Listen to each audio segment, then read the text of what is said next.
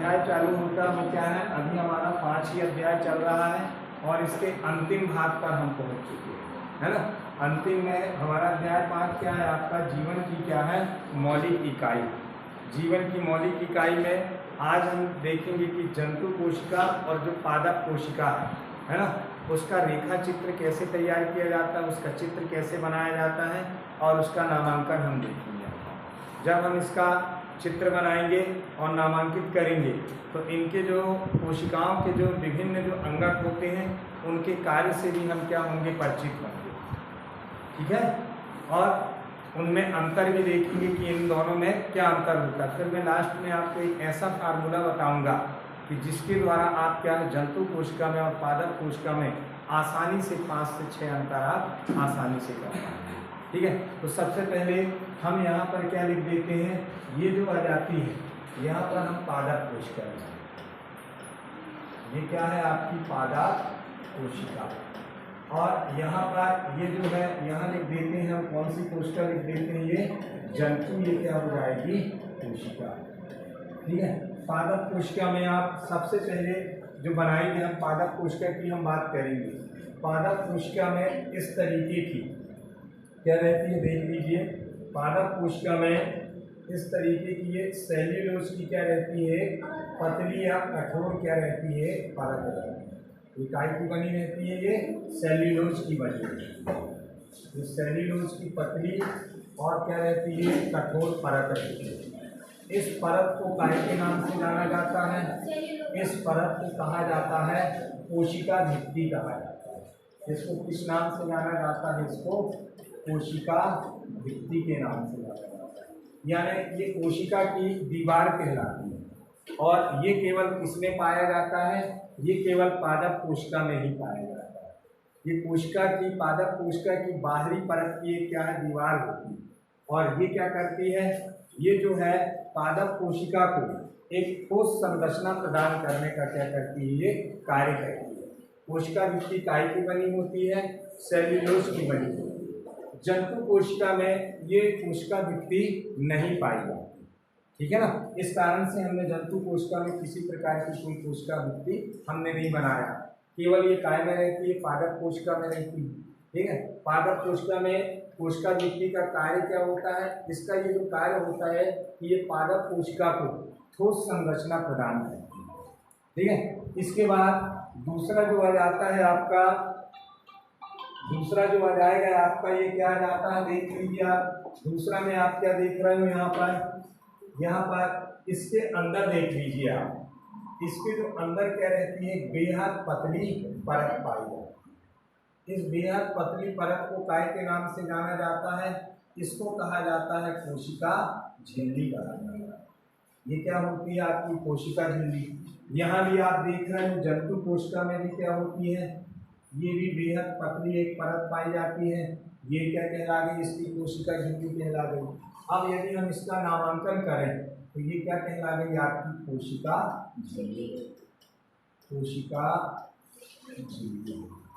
यहाँ पर ये भी क्या कहला गई, कोशिका झिल्ली कहला गई। जो कि आप देख रहे हो कि पादप कोशिका में भी कोशिका झिल्ली पाई जाती है और जंतु कोशिका में भी क्या होती है, कोशिका झिल्ली पाई जाती है। समानता में यदि देखोगे तो दोनों पर कोशिका भित्ति पाई जाती है और पादप कोशिका में कोशिका भित्ति पाई जाती है और जंतु कोशिका में कोशिका भित्ति नहीं पाई जाती। क्लियर, यहाँ पर आपने देखा। अब इस कोशिका झिल्ली का कार्य क्या होता है कि कोशिका के अंदर उपस्थित जितने भी कोशिका द्रव्य हैं या कोशिका अंगक हैं उनको ये इकट्ठा करने का कार्य करती है। और इसमें ये क्या होती है, इसमें भी एक पादप कोशिका में भी जितने कोशिका द्रव्य और कोशिका अंगक रहते हैं उन सबको ये क्या करती है, बांध के रखती है। यही कोशिका झिल्ली क्या कहलाती है, आपकी अर्ध पारिगम्य झिल्ली कहा जाता है इसको, या वर्णात्मक अर्ध पारिगम्य झिल्ली कहा जाता है। इसके पूर्व हमने इस प्रश्न को देखा भी है ना। क्या देखा है कि कोशिका झिल्ली को वर्णात्मक अर्ध पारिगम्य झिल्ली क्यों कहा जाता है। देखिए ना, ये वाला क्वेश्चन हमारा आया ना कि कोशिका झिल्ली को वर्णात्मक अर्ध पारिगम्य झिल्ली क्यों कहा जाता है। क्या आता है उसका आंसर सार्थक, कोशिका झिल्ली को अर्ध पारिगम्य झिल्ली या वर्णात्मक अर्ध पारिगम्य झिल्ली क्यों कहा जाता है। तो देख लीजिए मैंने बताया आप लोगों को, अब आपने पढ़ा नहीं पढ़ा वो आपके ऊपर डिपेंड करता है, ठीक है। कोशिका झिल्ली को वर्णात्मक अंतःपारिगम्य झिल्ली इसलिए कहा जाता है क्योंकि कोशिका के लिए आवश्यक जो भोज्य पदार्थ होते हैं या आवश्यक जो पदार्थ रहते हैं, उन आवश्यक पदार्थ को बाहर से ये कोशिका झिल्ली क्या करती है, अपने अंदर आने देती है। और कोशिका के अंदर जो अपशिष्ट पदार्थ जो रहते हैं, कचरा जो उत्पन्न होता है, उस कचरे को ये क्या करती है, झिल्ली से क्या, ये जो झिल्ली रहती है कोशिका से ये क्या करती है, बाहर निकालने का कार्य करती है। इस कारण से कोशिका झिल्ली को क्या कहा जाता है, वर्णात्मक अर्धपारिगम्य झिल्ली कहा जाता है। क्लियर हुआ। अब ये जो कोशिका झिल्ली है ये पादप कोशिका में भी पाया जाता है, पाई जाती है, और ये काय में पाई जाती है, जंतु कोशिका में भी पाई जाती है। ये भी यहाँ अर्धपारिगम्य वर्णात्मक झिल्ली का कार्य करेगी, ये भी अर्धपारिगम्य झिल्ली का कार्य करती है यहाँ पर भी, क्योंकि ये अपशिष्ट पदार्थों को कोशिका के अंदर से बाहर निकालती है बिना फटे। आया समझ में। और बाहर के आवश्यक पदार्थों को, जो कोशिका को जो आवश्यक पदार्थ चाहिए, उस पदार्थ को ये क्या करती है, अपने अंदर लेती है और कोशिका के अंदर उसको क्या करती है, पहुंचाती है। क्लियर। तो इसका ये क्या हो गया, कोशिका झिल्ली का कार्य हो गया, ये दोनों में पाया जाता है। क्लियर हुआ ना। आपने दो चीज देखा यहाँ पर, पादप कोशिका और जंतु कोशिका में, है ना अनुराग। पहला आपने क्या देखा कि पादप कोशिका में कोशिका भित्ति पाई जाती है, जंतु कोशिका में कोशिका भित्ति नहीं पाई जाती है। पादप कोशिका में क्या पाया जाता है, कोशिका झिल्ली पाया जाता है, और जंतु कोशिका में भी क्या होती है, कोशिका झिल्ली पाई जाती है। इसको हम 1 नंबर दे देते हैं और इसको आप 2 नंबर दे दीजिए, कोई दिक्कत। फिर इसके बाद क्या होता है, देख लीजिए यहाँ पर जंतु कोशिका और पादप कोशिका में देखें तो पादप कोशिका में क्या होती है, एक बहुत बड़ी क्या होती है, यहाँ एक रिक्तियां रहती है, खाली स्थान रहता है। और जबकि जंतु कोशिका में ये रिक्तियां या तो बहुत कम रहती हैं या फिर क्या रहती है, बहुत छोटी रहती है, ठीक है ना। जिसके कारण से देखना इन रिक्तियों का कार्य क्या होता है, बताइए। ये रिक्तियां क्या करती हैं, ये पादप कोशिका को ठोस संरचना प्रदान करने का कार्य करती है। यही कारण है कि, है ना, पेड़ पौधों के जो संरचना रहती है वो क्या रहती है, एकदम ठोस रहती है।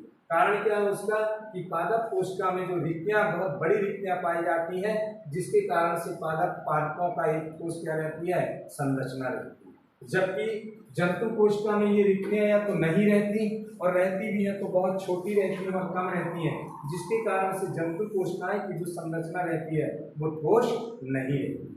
ठीक है। तो इसको क्या कहा जाता है, ये क्या कहा जाएगा, दोनों में ये क्या रहती है, ये क्या कहला जाएगी, इसकी रिक्तियां, रिक्तिका।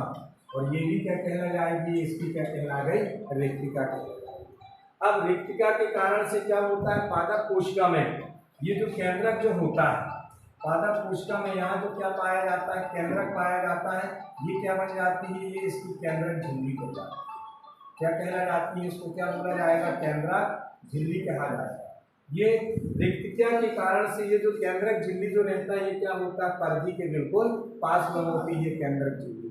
जबकि यहाँ पर रिक्तिकाएं या तो नहीं रहती जंतु कोशिका में, और रहती भी हैं तो बहुत छोटी रहती हैं। इसके कारण से जंतु कोशिका में जो रिक्तियां रहती हैं वे बिल्कुल क्या होती है, कोशिका की क्या होती है, मध्य में ये क्या पाई जाती है, ये आपकी केंद्रक झिल्ली पाई जाती है।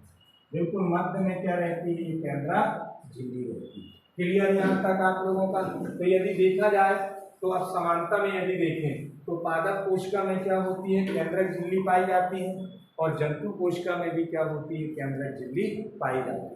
ठीक है। अब इस केंद्रक झिल्ली के अंदर क्या होता है, एक पदार्थ रहता है ना, ये एक पदार्थ रहता है। इस पदार्थ को एक धब्बा रहता है, एक धब्बे जैसी एक संरचना रहती है। और इस केंद्रक झिल्ली में भी, जंतु कोशिका की भी केंद्रक झिल्ली में क्या रहती है, एक धब्बे जैसी संरचना रहती है। इस धब्बे जैसी संरचना को क्या नाम दिया गया है, इसको नाम दिया जाता है, ये केंद्रक कहलाता है। ये क्या है, केंद्रक। ये भी क्या कहला गया, केंद्रक। तो यहाँ पर आप देख रहे हैं, ये 3 हो गया, ये 4 हो गया। तो इसमें देख रहे हैं हम तो क्या होता है, केंद्रक दोनों में पाया जाता है, जंतु कोशिका में भी पाया जाता है और पादप कोशिका में भी केंद्रक पाया जाता है। क्रम आपके आगे पीछे हो सकते हैं, है ना। केंद्रक झिल्ली ये क्या कहला जाएगी, इसकी केंद्रक ये क्या कहला जाएगी, नंबर 5 में देखा जाए तो ये क्या हो जाएगी, आपकी केंद्रक, ये क्या है, झिल्ली। यहाँ भी क्या होती है, जंतु कोशिका में भी ये क्या है, केंद्रक झिल्ली होती है ना। तो केंद्रक झिल्ली जंतु कोशिका में भी पाई जाती है और केंद्रक झिल्ली क्या होती है, पादप कोशिका में भी पाई जाती है। केंद्रक पादप कोशिका में भी पाया जाता है और केंद्रक क्या होता है, जंतु कोशिका में भी पाया जाता है। सिर्फ ये देखना है कि केंद्रक जो होता है, बड़ी रिक्तियां होने के कारण से पादप कोशिका में ये परिधि की ओर होती है और इसमें या तो रिक्तियां नहीं होती या होती हैं तो बहुत कम होती हैं, जिसके कारण से ये क्या होती है, कोशिका के मध्य भाग में होती है। फिर इसके बाद देखते हैं हम कि यहाँ क्या होता है, पादप कोशिका में इस केंद्रक झिल्ली में क्या होती है, एक धागे जैसी क्या रहती है, एक संरचनाएं पाई जाती है। धागे जैसे तंतु पाए जाते हैं, ये जंतु कोशिका में भी पाया जाता है और काय में पाया जाता है, आपके पादप कोशिका में भी पाया जाता है। इस धागे जैसी संरचना को किस नाम से जाना जाता है, इसको कहा जाता है क्रोमेटिन कहा जाता है, क्रोमोटिन के नाम से जाना जाता है। ये जो क्रोमोटिन है, इनके कार्य क्या होते हैं, ये क्रोमोटिन जब क्या होते हैं, बड़े होते हैं, मोटे होते हैं, तो ये विखंडित हो जाते हैं और विखंडित होकर के ये क्या करते हैं, गुणसूत्र का निर्माण करते हैं। अर्थात इन्हीं क्रोमोटिन से क्या बनता है, आपका डीएनए बनता है ना, गुणसूत्र बनता है, डीएनए का निर्माण होता है, जो अगली संतति को ये क्या होते हैं, जाते हैं। तो ये क्या है, क्रोमोटिन आप देख रहे हो कि पादप कोशिका में भी क्रोमोटिन पाया जाता है और जंतु कोशिका में भी क्या होता है, क्रोमोटिन पाया जाता है ना। तो हम फिर से देखें, कोशिका भित्ति, पादप कोशिका में कोशिका भित्ति पाई जाती है, जंतु कोशिका में कोशिका भित्ति नहीं पाई जाती है ना। पादप कोशिका में कोशिका झिल्ली पाई जाती है, जंतु कोशिका में कोशिका झिल्ली पाई जाती है ना। पादप कोशिका में रिक्तियां बहुत बड़ी होती हैं, जंतु कोशिका में रिक्तियां बहुत छोटी या नहीं होती है ना।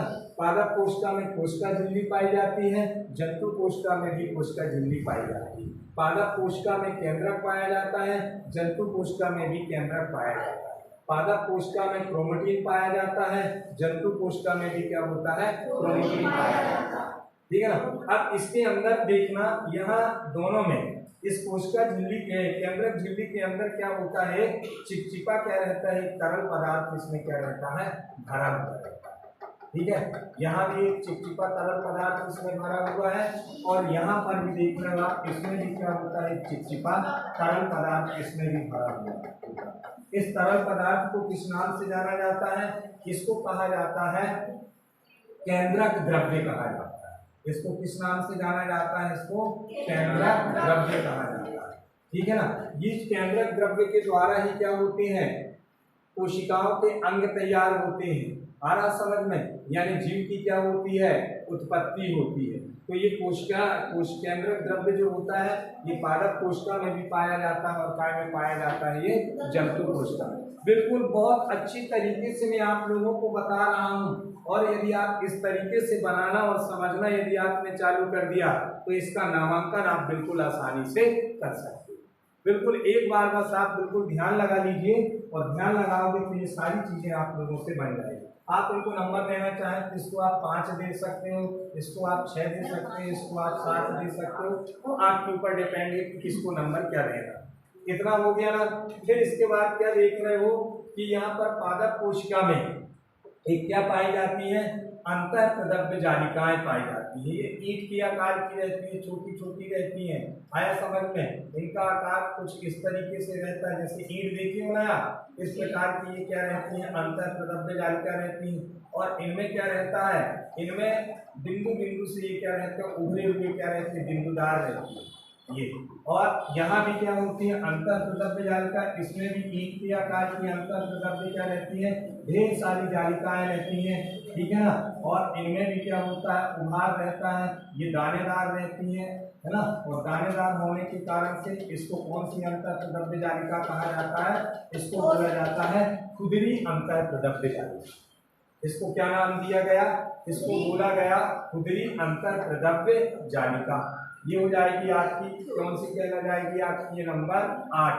नंबर 8 पे हम लिख सकते हैं इसको हम खुरदरी अंतर प्रदब्ध जालिका। ठीक है। और ये भी आपका यहाँ से ये क्या आ जाएगा आपका, ये भी नंबर 8 में आ जाएगा आपका।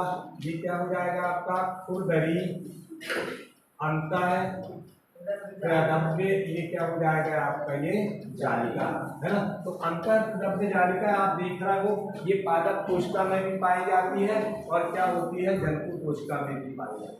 फिर इसके बाद देखोगे आप कि ये जो केंद्रक झिल्ली है इसके नीचे क्या होती है, केंद्रक झिल्ली के नीचे क्या होती है, एक और अंतर प्रदब्ध जालिका पाई जाती है जिसमें कोई दानेदार या कोई उभरे हुए बिंदु नहीं रहती, जिसको किस नाम से जाना जाता है, इसको बोला जाएगा आपका, ये जो आ जाएगा नंबर 9 में आ जाएगा ये चिकनी अंतर प्रदब्ध जालिका।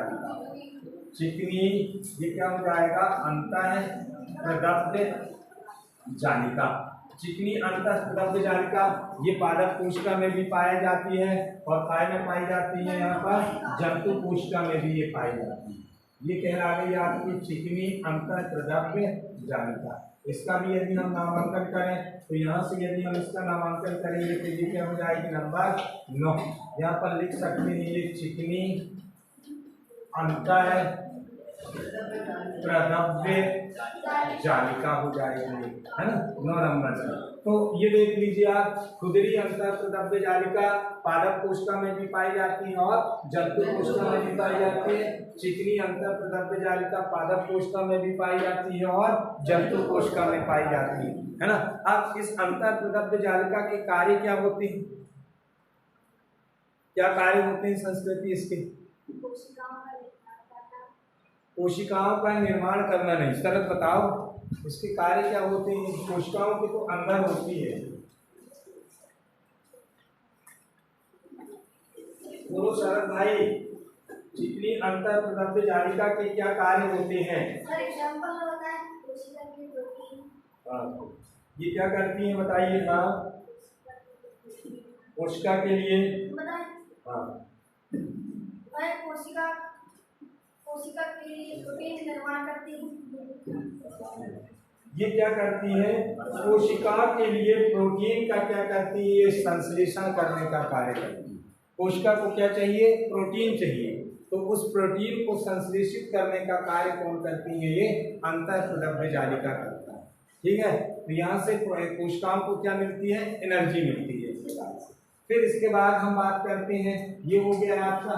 फिर यहाँ पर आप देख रहे हो कि जंतु कोशिका में ऐसी एक संरचना पाई जाती है। जंतु कोशिका में ऐसे ढेर सारी क्या रहती हैं, ऐसी बहुत सारी संरचनाएं यहाँ पर रहती हैं। इन संरचनाओं को ये क्या कहलाती है, इसको बोला जाता है माइटोकॉन्ड्रिया कहा जाता है। ये क्या है आपकी माइटोकॉन्ड्रिया। और पादप कोशिका में ये होती तो है परंतु ये क्या होती है, कम होती है, ये माइटोकॉन्ड्रिया कहलाती है। अब इसका हम नामांकन करें तो ये क्या हो जाएगी आपकी, ये जो हो जाएगी, यहाँ से हम कौन से नंबर पे जा रहे हैं, 10 नंबर पे, तो ये क्या कहला गई आपकी माइटोकॉन्ड्रिया। अब इसका माइटोकॉन्ड्रिया का क्या कहलाता है, ये एनर्जी ऑफ क्या कहलाता है ना, सेल ऑफ क्या हो जाएगा, एनर्जी हाउस कहलाता है, पावर हाउस, है ना। सेल के लिए ये क्या है, ऊर्जा घर का कार्य करती है ना। क्या होता है देखना कि जब इसी में काय का निर्माण होता है, एटीपी का निर्माण होता है। एटीपी माने भोजन के छोटे छोटे पैकेट के रूप में ये क्या करती है, कोशिका के लिए भोजन को छोटे छोटे पैकेट के रूप में तैयार करती है, ठीक है ना। और इन्हीं छोटे छोटे पैकेट, ये जो ऊर्जा, ये जो रहता है, क्या रहता है, एटीपी, है ना। जब ये टूटता है तो ये क्या करता है, इन कोशिकाओं को ऊर्जा प्रदान करता है। तो माइटोकॉन्ड्रिया को क्या कहा जाता है, पावर हाउस कहा जाता है, या कोशिका का क्या कहा जाता है, बिजली घर कहा जाता है, क्योंकि ये क्या करती है, कोशिका के लिए, ठीक है, एटीपी के रूप में क्या करती है, भोजन के पैकेट तैयार करती है। क्लियर। तो ये माइटोकॉन्ड्रिया आपका क्या होता है, पादप कोशिका में भी पाई जाती है और ये क्या रहती है आपकी जंतु कोशिका में भी पाई जाती है। परंतु यहाँ पर आप देख रहे हो कि पादप कोशिका में इसकी जो संख्या रहती है, ये क्या रहती है, कम रहती है, और जंतु कोशिका में इसकी जो संख्या रहती है ये अधिक है। ठीक है। फिर इसके बाद अगला जो आता है आपका, वो अगला क्या आ जाएगा, फिर आगे देखते हैं हम। इसके बाद आप देख रहे हो कि यहाँ पर एक और संरचना पाई जाती है, यहाँ पर पादप कोशिका पर, ठीक है ना। वो पादप कोशिका पर इस तरीके की क्या होती है, ऐसी एक संरचना होती है ना। ये ऐसी एक संरचना जंतु कोशिका में भी देखना, इस तरीके की क्या होती है, ऐसी एक संरचना पाई जाती है। इस संरचना को क्या कहा जाता है? गाल्गी उपकरण। इसको क्या कहा जाता है? गाल्गी उपकरण। ये आ जाएगा आपका 11 नंबर पे। ये क्या आ जाएगा आपका? गाल्गी उपकरण। गाल्गी उपकरण जो कि पादप कोशिका में भी पाया जाता है। गाल्गी उपकरण और कौन सी कोशिका में पाया जाता है? ये जंतु कोशिका में भी पाया जाता है। अब गाल्गी उपकरण का कार्य क्या होता है बताइए? ये जीवों में क्या होता है? श्वसन के दौरान जो संचित जो ऊर्जा जो होती है, इस ऊर्जा को श्वसन के दौरान क्या करती है? पूरे कोशिकाओं में पहुंचाने का कार्य करता है। गाल्गी काय उपकरण का कार्य क्या होता है? ये पादप कोशिका में और ये क्या होता है? जंतु कोशिका में जब जीव क्या करते हैं? श्वसन क्रिया करते हैं, तो श्वसन क्रिया के दौरान संचित जो ऊर्जा रहती है, इस ऊर्जा को ये क्या करती है? पूरी कोशिकाओं में पहुंचाने का कार्य करता है। कौन? गाल्गी काय उपकरण, जो कि क्या होता है? पादप कोशिका में भी पाया जाता है ये, और कौन सी कोशिका में पाया जाता है? ये जंतु कोशिका में भी पाया जाता है। फिर इसके बाद आते हैं आप, तो यहाँ पर देखना है आप, इस पादप झिल्ली के ऊपर जंतु कोशिका में देख रहे हैं आप, ये कोशिका झिल्ली के जो ऊपर रहता है, कोशिका झिल्ली के ऊपर क्या होता है? यहाँ पर क्या होता है? एक छोटा सा धब्बा रहता है। एक धब्बा, एक स्पॉट दिखाई देता है। इस स्पॉट को किस नाम से जाना जाता है? क्या बोला जाता है इसको? इस स्पॉट को क्या बोला जाता है? इस स्पॉट को कहा जाता है सेंट्रोसोम कहा जाता है।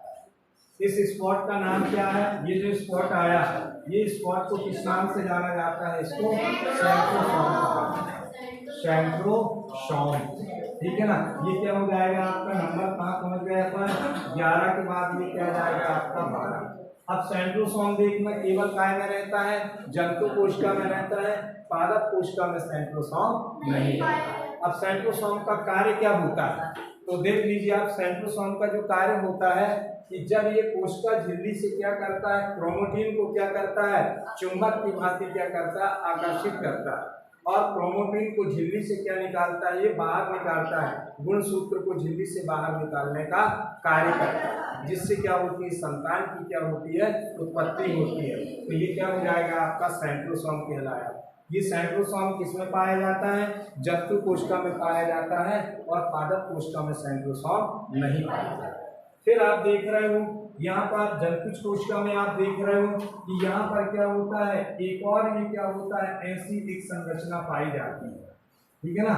एक ऐसा एक और धब्बा रहता है जिसको किस नाम से जाना जाता है? जिसको बोला जाता है इसको राइबोसोम। ये क्या हो जाएगा आपका? राइबोसोम। राइबोसोम, जबकि ये पादप कोशिका में ये राइबोसोम नहीं है। अब ये राइबोसोम का कार्य क्या होता है? राइबोसोम जो होता है जंतु के लिए, जंतु कोशिका के लिए क्या करती है? प्रोटीन प्रदान करने का ये क्या करता है? कार्य करता है। इससे क्या होता है? जंतु कोशिका में ये क्या आता है? प्रोटीन की पूर्ति होती है, जबकि पादप कोशिका में राइबोसोम नहीं पाया जाता। इतना क्लियर हुआ? फिर इसके बाद हम देखते हैं, वो क्या देखते हैं? पादप कोशिका में यदि हम आते हैं तो यहाँ पर देखना ऐसे क्या रहते हैं?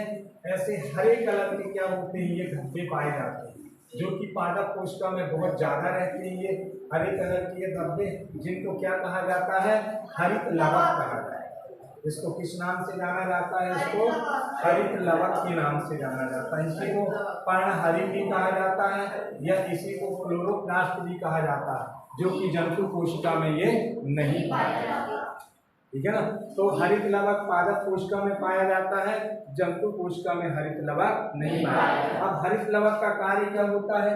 हरित लवक जो होता है सूर्य की उपस्थिति के साथ, पानी के साथ मिलकर के, सूर्य की उपस्थिति के साथ ये क्या करता है? प्रकाश संश्लेषण की क्रिया करता है। और जब प्रकाश संश्लेषण की क्रिया करता है तो इस दौरान क्या करते हैं? इस क्रिया के दौरान पौधे क्या करते हैं? अपना भोजन, या पादप क्या करते हैं? अपना भोजन बनाते हैं। जबकि प्रकाश संश्लेषण की क्रिया जंतु में नहीं होती ना।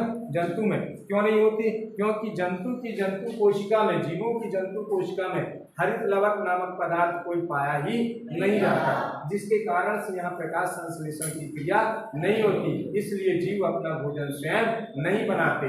जबकि पादप कोशिका में हरित लवक क्या होता है, पाया जाता है, और जिसके कारण से सूर्य के प्रकाश की उपस्थिति एवं जल के कारण से ये क्या करते हैं, अपना भोजन बनाते हैं, प्रकाश संश्लेषण की क्रिया करते हैं, और प्रकाश संश्लेषण की क्रिया करने के दौरान ये अपना भोजन स्वयं निर्मित करते हैं। क्लियर हुआ?